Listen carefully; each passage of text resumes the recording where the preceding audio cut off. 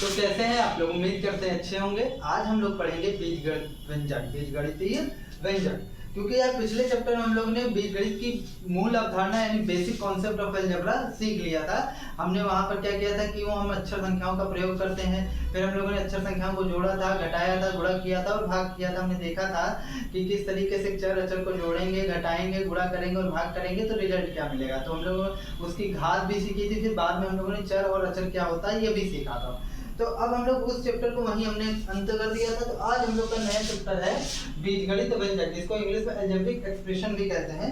तो सबसे पहले ये जानते हैं कि इसमें हम लोग पढ़ेंगे क्या, ठीक है। तो इसमें हम लोग पढ़ेंगे व्यंजक, व्यंजकों के पद एवं पदों के गुणनखंड। तो ये आपका पहला टॉपिक है जो आज के लेक्चर में यही टॉपिक जो है कवर होगा। फिर हम लोग पढ़ेंगे सजातीय और विजातीय पद यानी like term and unlike term, ये हम जानेंगे आगे क्या होता है। फिर हम लोग पढ़ेंगे एक, दो एवं त्रिपदी व्यंजक। फिर हम लोग पढ़ेंगे बीजीय व्यंजकों का जोड़ एवं घटाना। फिर हम लोग पढ़ेंगे बीजीय व्यंजकों का मान ज्ञात करना एंड द लास्ट हम लोग पढ़ेंगे कोष्ठकों का प्रयोग, ठीक है। ये आपका इस चैप्टर का सिलेबस है कि इस चैप्टर में आप लोग कितना पढ़ेंगे, ठीक है। तो आइए हम लोग सबसे पहले व्यंजक के बारे में जानते हैं कि व्यंजक क्या होता है और धीरे धीरे फिर सीखेंगे तो मजा आएगा बहुत। बस आप हमारे साथ थोड़ी देर बने रहिए।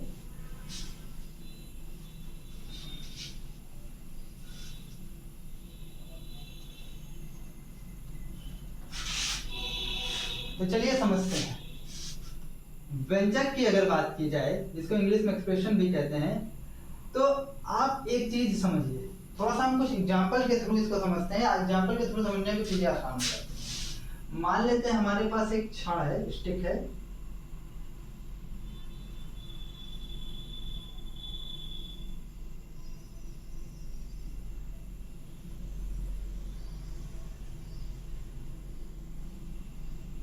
यहां से यहां तक की लंबाई जो हुआ है x सेंटीमीटर, x सेंटीमीटर, और फिर यहां से यहां तक की जो लंबाई है वो है 5 सेंटीमीटर। कितना भैया?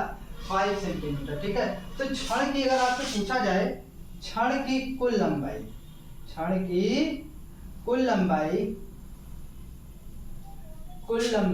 इस तरीके से आप पीछे भी अवगत हो चुके हैं कि किस तरीके से हम लोग इसका यूज करते हैं, ठीक है। x + 5 ये आपका किस तरीके से ये बीजी एक तरीके का बीजी व्यंजक ये है। अभी आपको धीरे धीरे आगे पता चलेगा कि है क्या, फिलहाल देखते रहिए, ठीक है। अब देखिए, जैसे अगर मैं ये ले लूं, मान लेते हैं हमारे पास एक पेन है। क्या है? एक पेन।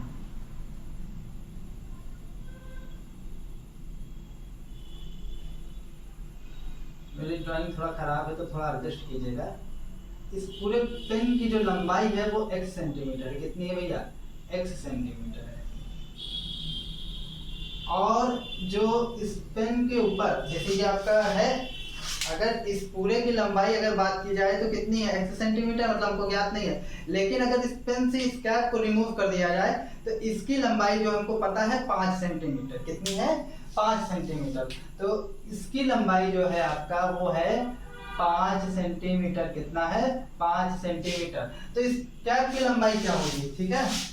तो ढक्कन, कैप को इंग्लिश में, हिंदी में ढक्कन कहते हैं। ढक्कन की लंबाई जो भैया ढक्कन की लंबाई होगी वो होगी कितनी?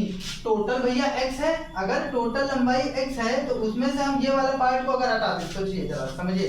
अगर टोटल आपका ये x है और इसमें से ये पार्ट अगर हम हटा दें तो ढक्कन का ही तो लंबाई बचेगा। तो कितना? टोटल x में से हमने उस पार्ट को हटाया तो x - 5 सेंटीमीटर। कितना? x - 5 centimetre. इसी तरीके से अगर आपके पास मान लेते हैं एक चॉकलेट है,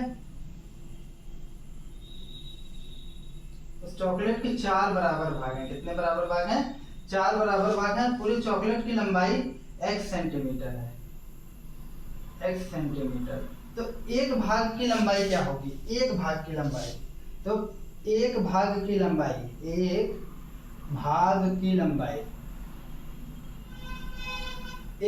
लंबाई कितनी होगी? अगर देखिए पूरी लंबाई टोटल x है और तो x में से आप क्या करें, कितने भाग है? 1 2 3 4, 4 भाग ले लिए। तो अगर 4 भाग है तो आपको सिर्फ एक भाग लेना है, यानी आप 1/4 भाग इसका पूरे का ले रहे हैं तो आप बटे में 4 कर देंगे, ठीक है। अगर एक भाग ले रहे हैं तो 1/4 करेंगे, क्योंकि टोटल आपने 4 पार्ट में डिवाइड किया ना, 1 2 3 4। अच्छा, सवाल ये उठता है अगर 2 पार्ट में ले लेंगे तब क्या होगा, 2 पार्ट लेंगे तो आप 2/4 कर देंगे, क्योंकि जितना पार्ट आप लेते हैं उतने बटे जितना पार्ट आप किए रहते हैं। ठीक है, ठीक है। सबसे पहले टोटल यहाँ लिखते हैं, टोटल लिखने के बाद टोटल कितनी लंबाई है। ठीक है, अगर आप एक पार्ट लेते हैं तो आप 1/4 करिए, क्यों, क्योंकि 4 भाग किए, 5 भाग किए होते तो 1/5 करते, 6 भाग किए होते तो 1/6 भरते। अगर अच्छा 2 पार्ट ले लेंगे तब यहाँ पर हम क्या करेंगे, 2/4 कर देंगे। 3 पार्ट ले लेंगे तो 3/4 कर देंगे। ठीक है, इस तरीके से एक भाग की, लेकिन हमको यहाँ एक ही भाग की लंबाई लेनी है, तो यह है x/4 सेंटीमीटर। ठीक है। अच्छा, कुछ क्वेश्चंस के और देखिए, कुछ क्वेश्चंस के और जवाब देखिए थोड़ा सा। बेसिकली मैं आपको कुछ समझाना चाह रहा हूँ, इस एग्जांपल के थ्रू ही आपको समझ में आएगा। देखिए, x में 5 जोड़ने पर, x में 5 जोड़ने पर, अब जब x में 5 जोड़ने पर आएगा तो इस तरीके से तो आपके x + 5 हो जाएगा। ठीक है, इसी तरीके से a और b के योग का 3 गुना, a और b के योग का, a और b के योग का 3 गुना, तब आपका जो बीजी व्यंजक बनेगा तो क्या होगा, 3 गुना a और b के योगफल का। तो इस तरह के टर्म से आप वाकिफ हैं। ठीक है, इस तरह के पद से आप वाकिफ हैं। ठीक है, अब देखिए कुल मिला के, देखिए जब हम किसी चर या अचर या इनके समूह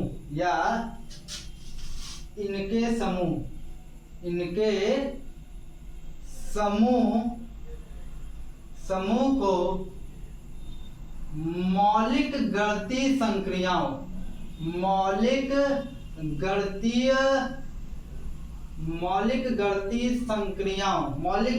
संक्रियाओं का मतलब क्या हो भैया, बेसिक मैथमेटिकल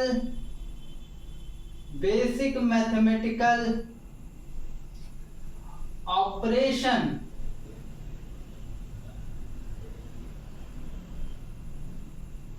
के साथ लिखते हैं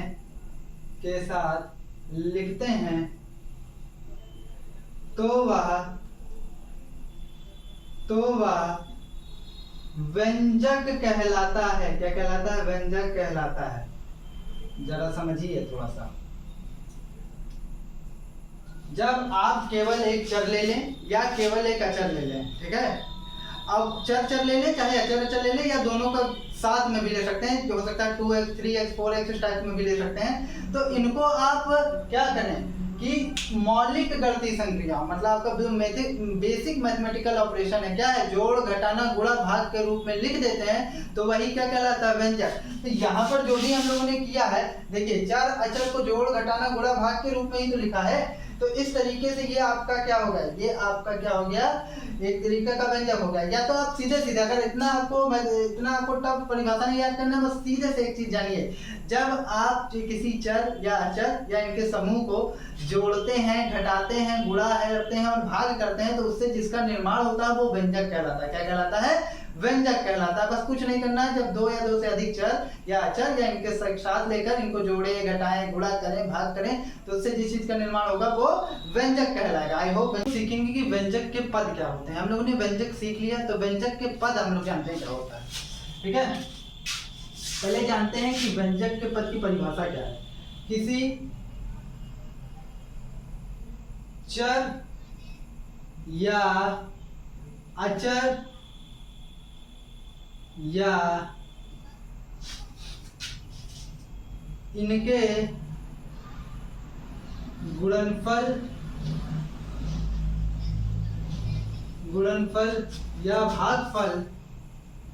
या भागफल को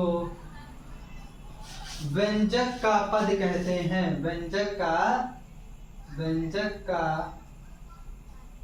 पद कहते हैं। व्यंजक का पद कहते हैं। जरा समझिए, आप व्यंजक जानते हैं 2x² मतलब जब भी आप किसी चर अचर को जोड़ें, घटाएं, गुणा करें, भाग करें तो मतलब बेसिक मैथमेटिकल ऑपरेशन लगा दें उसमें चर अचर में, तो वो क्या कहलाता है? आपका व्यंजक कहलाता है। अब देखिए ये आपका व्यंजक है, इस व्यंजक में पद क्या होगा भैया? देखिए जब किसी चर या अचर या इनके गुणनफल या भागफल को, चर या अचर, या तो चर अकेले हो सकता है, अचर भी अकेले हो सकता है, या चर अचर का गुणा भी हो सकता है और भागफल भी हो सकता है, लेकिन जोड़ और घटाना नहीं होना चाहिए, ठीक है। तो इसमें देखिए ये एक, अगर आप इस टर्म को पकड़ेंगे तो ये किससे किससे मिलकर बना है? 2 × x, तो चर और अचर का क्या है? चर और अचर का क्या है? गुणा है। तो ये क्या है? ये एक पद है। 2x² क्या है? एक पद है। 2x² एक पद है, ठीक है। इसी तरीके से अगर 5x को आप भी देखेंगे तो ये हो जाएगा 5 × x, तो ये भी चर और अचर के गुणा से है, तो ये भी एक पद है। इसी तरह 7 की बात की जाए तो 7 अकेले भी एक पद है। तब आप क्या कहेंगे कि इसमें, इस व्यंजक में कितने पद है? 1 2 3। चलिए थोड़ा सा कुछ और समझते हैं। अगर हम ले लें 4x³ + 8x² + 7x + 5, तो इसकी बात की जाए तो इसमें देखिए, इसमें भी अगर आप देखें तो ये गुणे के रूप में जुड़ा।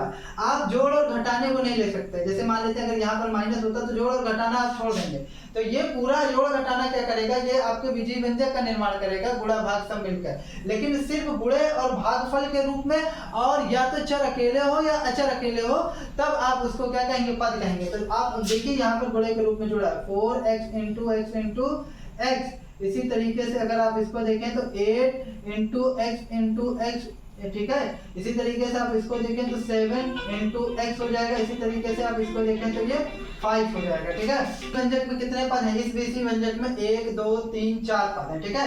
अच्छा अगर ऐसे बात की जाए 7x + 5, तो इसमें भी आप देखिए ये गुणे के रूप में जुड़ा है 7 × x, और ये 5 अकेले है, ठीक है। तो इसमें कितने पद हो गए? 1 2 पद हो गए। अच्छा केवल अगर x⁵ ले लेते तो अकेले चर को भी हम लोग पद कह सकते हैं, तो इसमें एक पद है। तो आपके जानकारी के लिए बता दूं, ये आपका त्रिपदीय व्यंजक है, क्योंकि इसमें 3 पद है। इसे ये चतुष्पदी व्यंजक है, क्योंकि इसमें 4 पद है। इसी तरह ये द्विपदी और ये एक पदी है, ठीक है। आई होप आपको पद क्लियर होगा। लेकिन आप, तो आइए अब हम लोग सीखते हैं एक पद के गुणनखंड कैसे करते हैं। तो समझिए, आइए थोड़ा सा। आपने बीजीय व्यंजक जाना था कि बीजीय व्यंजक क्या होता है, ठीक है। फिर बीजीय व्यंजक से आपने पद निकाला था कि पद क्या होता है। तो यहाँ से हम लोग पद निकालेंगे तो 5x², और यहाँ पर एक पद 7x, और यहाँ एक पद 8, ठीक है। तो अब आप एक चीज जानिए कि जब हम इसके पद को, ये आपको अकेले अगर बात की जाए तो एक पद ही है, ये भी एक पद ही है और ये भी एक पद ही है, गुणे के रूप में तोड़ देते हैं। किसके रूप में? गुणे के रूप में तोड़ देते हैं, तो वो गुणनखंड कहलाता है। क्या कहलाता है? गुणनखंड कहलाता है। ये देखिए, इस तरीके से एक पदी व्यंजक का आपका ये गुणनखंड हो गया, ठीक है। इसी तरीके से नेक्स्ट देखें 2x + 5, तो आप इसको तोड़ेंगे तो ये हो जाएगा 2 × x, और इसको तोड़ेंगे तो ये हो जाएगा, बहुत ज्यादा इसको लिख सकते हैं 5 × 1। तो प्रत्येक पद को एक पदी को ही तोड़ना है आपको। प्रत्येक पद को गुणनफल के रूप में ही लिखना, गुणनफल के रूप में ही लिखना गुणनखंड कहलाता है। मतलब आप क्या करें, पद को जो है उठाकर आप गुणे के रूप में तोड़ दें तो वो क्या कहलाएगा? गुणनखंड। नाम से ही क्लियर है, गुणनखंड यानी गुणे के रूप में तोड़ना। गुणन का मतलब होता है गुणा, खंड यानी कि तोड़ना, ठीक है। तो आई होप आपको गुणनखंड क्लियर हो गया होगा। अब जो हम लोग वृक्ष गुणनखंड देखेंगे, मतलब वृक्ष गुणनखंड टी फैक्टर, वृक्ष गुणनखंड, टी फैक्टराइजेशन। तो वृक्ष गुणनखंड क्या होता है? बस थोड़ा देखने में अच्छा लगता है और आसान भी रहता है, थोड़ा सा क्यों कह सकते हैं। तो इसको तोड़ने के लिए आपको इस तरीके से कुछ करना पड़ेगा। जैसे मान लीजिए आपको 3x² + 5x और +8 है ना, तो आपको इसको सबसे पहले इसमें आप बता दीजिए पद कौन कौन से हैं।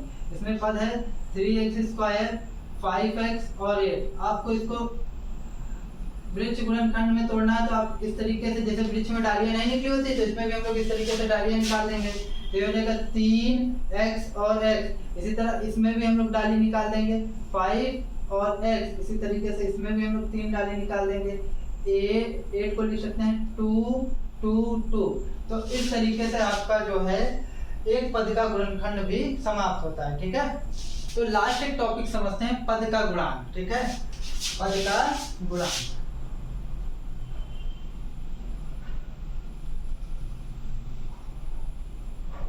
पद का गुणांक, तो आप इसमें देखिए, तो आप पाएंगे, देखिए सबसे पहले समझिए कि आपने सबसे पहले क्या किया, व्यंजक सीखा, फिर व्यंजक के पद सीखा, फिर व्यंजकों का पद को क्या किया, गुणनखंड किया, मतलब उनको तोड़ा, तो गुणनखंड से ही एक तरीके से गुणांक बना। समझिए थोड़ा सा पद के गुणांक। देखिए गुणांक जो होता है आपका दो तरीके का हो सकता है, गुणांक दो तरीके का होता है। गुणांक को इंग्लिश में कोफिशिएंट कहते हैं।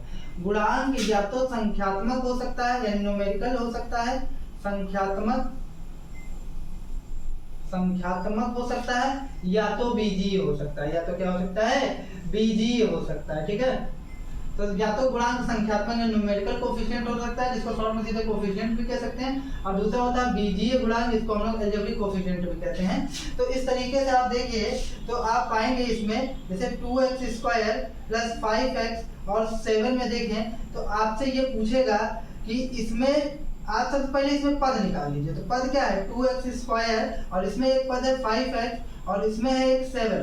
तो आप इसमें देखेंगे तो इसमें आप देखिए, जैसे आपसे पूछेगा 2 का गुणांक क्या है, तो 2 का गुणांक क्या है, 2 × x²। तो 2 के साथ गुणे में कौन जुड़ा हुआ है, x² जुड़ा हुआ है ना, तो ये क्या होगा, 2 का गुणांक होगा, 2 का गुणांक क्या होगा, 2 का गुणांक x² होगा। क्या होगा, x²। इसी तरीके से आपसे पूछे x² का गुणांक क्या होगा, तो x² का गुणांक 2 होगा। ठीक है, क्योंकि x² के साथ गुणे में कौन जुड़ा हुआ है, 2 जुड़ा हुआ है ना, x² का गुणांक 2 होगा। ठीक है, 2 होगा। तो आइए अब हम लोग इससे रिलेटेड कुछ क्वेश्चन देख लेते हैं। तो क्वेश्चन देखेंगे आप लोग। तो पहला क्वेश्चन है 5x + 6। इसमें हमको करना क्या है, निम्नलिखित व्यंजकों के पद लिखिए। तो इसमें आपको पद लिखना है, तो कौन कौन से पद हैं इसमें पद है आपका 5x और 6 है। ठीक है, सेकंड वाला देखते हैं। सेकंड क्या है, a² -3b + 4। तो इसमें कौन कौन से पद है, इसमें आपका पद है a² -3b और 4। ठीक है, नेक्स्ट आपको थर्ड नंबर देखते हैं, क्योंकि मैंने बताया था ना कि अकेले चर को ले लीजिए, अकेले या अचर को ले लीजिए, या तो चर अचर के गुणनफल को लेते हैं। ठीक है, उनके बीच में जो चिन्ह होता है जोड़ घटाना, उसके साथ नहीं लेते। ठीक है, आप एक्चुअल में चिन्ह के साथ तो लेंगे, क्योंकि इसकी वैल्यू क्या है, -3 है अभी। लेकिन आप सोचिए कि दोनों को साथ चिन्हों के साथ, जोड़ घटाने के चिन्हों के साथ लिखते हैं पद के रूप में, तो नहीं कर सकते। जब भी आप पद के रूप में लिखेंगे, या तो गुणनफल अकेले लिखेंगे, या गुणनफल या भागफल के रूप में लिखेंगे। कभी भी दो पद को आप प्लस माइनस लगा के नहीं लिखेंगे, नहीं तो वो पद की श्रेणी में नहीं आएगा, तब वो व्यंजक की श्रेणी में आ जाएगा। अच्छा, आप अगर यहाँ मुझसे कह सकते हैं कि -3 भी, तब अभी माइनस क्यों लिए, हाँ अकेले -3 भी ले सकते हैं, क्योंकि उसका भाई साइन इसके आगे माइनस का है, तो हम क्या करें। लेकिन आप सोचें कि a² और इसके साथ ले लें और इसको पद कर लें, तब वो पद नहीं होगा, तब वो व्यंजक होगा। ठीक है, अब देखिए नेक्स्ट थर्ड नंबर क्या है, 4ax + 6। तो आप क्या कहें, पद इसमें क्या होगा, 4ax और 6। अच्छा, आपका एक सवाल ये भी हो सकता है कि इसमें आप प्लस नहीं लेते। भैया अगर प्लस का चिन्ह नहीं है तो प्लस माना जाता है ना, ये बात तो आपको पीछे हमने बताई ही थी जब आपको अंकगणित वहां पढ़ा रहे थे इंटीजर नंबर में। 4 नंबर क्वेश्चन देखते हैं। 4 नंबर क्या कह रहा है, इसमें आपको पद निकालना, तो इसमें कौन कौन से पद हैं। अब मैं डायरेक्ट लिख रहा हूँ, x², ठीक है, -3x और क्या है, और यहाँ पर 7 है। ठीक है, 3 पद 4 नंबर में है। नेक्स्ट 5 नंबर में कौन कौन से पद हैं, 5 नंबर में 5a है और -b है। ठीक है, नेक्स्ट 6 नंबर में देखिए कौन कौन से पद हैं। 6 नंबर में केवल एक ही पद है, xy², क्योंकि आप गुणा के रूप में और भाग के रूप में ले सकते हैं साथ में, कि इनके बीच में गुणा का चिन्ह है तो आप साथ ले लीजिए, पूरा एक पद होगा। लेकिन अगर ऐसे होता ना भैया x + y², तब ये एक पद ना होता, तब ये अलग अलग 2 पद हो जाते। ठीक है, ये लेकिन एक ही पद है। तो आई होप आपको ये क्लियर होगा। अब आइए नेक्स्ट क्वेश्चन देखते हैं हम लोग। 7 नंबर, 6 हो गया ना, अब 7 नंबर देखते हैं। 7 नंबर में देखिए, XYZ में XYZ का गुणांक क्या है। गुणांक का मतलब आप जानते हैं गुणे के रूप में जुड़ा रहता है। तो XYZ का गुणांक आपको पता करना है, तो XYZ को आप लिख सकते हैं 1 × XYZ। भाई बिल्कुल लिख सकते हैं, 1 का मल्टीप्लाई किसी में भी कराते हैं तो 1 ही आता है, योग गुणा के तस्मा का भी नियम से। ठीक है, तो अब ये क्या हो जाएगा, इसका गुणांक क्या है, XYZ का गुणांक क्या है, 1 है, 1 है। इसी तरीके से नेक्स्ट देखिए, -2/3 में एक्स वाई स्क्वायर में का गुणांक है, किसका गुणांक है, एक्स वाई स्क्वायर का गुणांक है, एक्स वाई स्क्वायर का गुणांक है। एक्स वाई स्क्वायर का गुणांक क्या है, -2/3, क्योंकि अगर आप देखें तो एक्स वाई स्क्वायर के साथ गुणे के रूप में क्या जुड़ा हुआ है, -2/3। तो ये इसका कैसा गुणांक है, ये इसका संख्यात्मक गुणांक है। कैसा गुणांक है, संख्यात्मक गुणांक। इसको केवल गुणांक भी कह देंगे तो पर्याप्त है, ठीक है। -3y² में वाई स्क्वायर का गुणांक क्या है, जरा समझिए, 9 नंबर क्वेश्चन। -3y² में वाई स्क्वायर का गुणांक क्या है, तो आप देखेंगे तो आप पाएंगे -3y² में वाई स्क्वायर के साथ गुणे के रूप में कौन जुड़ा हुआ है, -3 जुड़ा हुआ है ना भैया। तो इसका गुणांक क्या होगा, -3 होगा। क्या होगा, -3 होगा। अब देखिए निम्नांकित में सत्य असत्य बताइए। 8x² में x² y का गुणांक 8 है, तो 8x² y में x² y का गुणांक 8 है। जरा चेक करते हैं, 8 × x² y कर देंगे। इसमें x² y का गुणांक 8 है कि नहीं है, 8 गुणे के रूप में जुड़ा हुआ है ना, तो भाई कथन सत्य है। तो ये आपका सही कथन है, क्या है, सत्य है, ठीक है। 1/6xyz², 1/6xyz² में xyz² का गुणांक 1 है, तो आप इसको गुणे के रूप में तोड़ें तो 1/6 × xyz²। तो क्या गुणे के रूप में तोड़ने पर गुणांक 1/6 है कि 1 है, 1 तो नहीं है ना, 1/6 है। क्या है, 1/6। लेकिन किंतु ये 1 बोल रहे हैं, क्या बोल रहे हैं, 1 बोल रहे हैं, तो ये गलत कह रहे हैं ना। तो ये वाला कथन क्या है, असत्य है। तो इस तरीके से आपका ये टॉपिक समाप्त होता है जो आपको मैंने पढ़ाया। अगर आपको इसमें कोई कंफ्यूजन हो तो आप कमेंट सेक्शन के थ्रू मुझसे पूछ सकते हैं। अगर आपको कोई गलती नजर आती है तो कमेंट सेक्शन के थ्रू वो गलती भी बताइए, जिससे मैं उसमें सुधार करने का भरसक प्रयास करूंगा, ठीक है। तो आज के लिए इतना ही। चैनल को लाइक और सब्सक्राइब करना मत भूलिए। That's all from my side.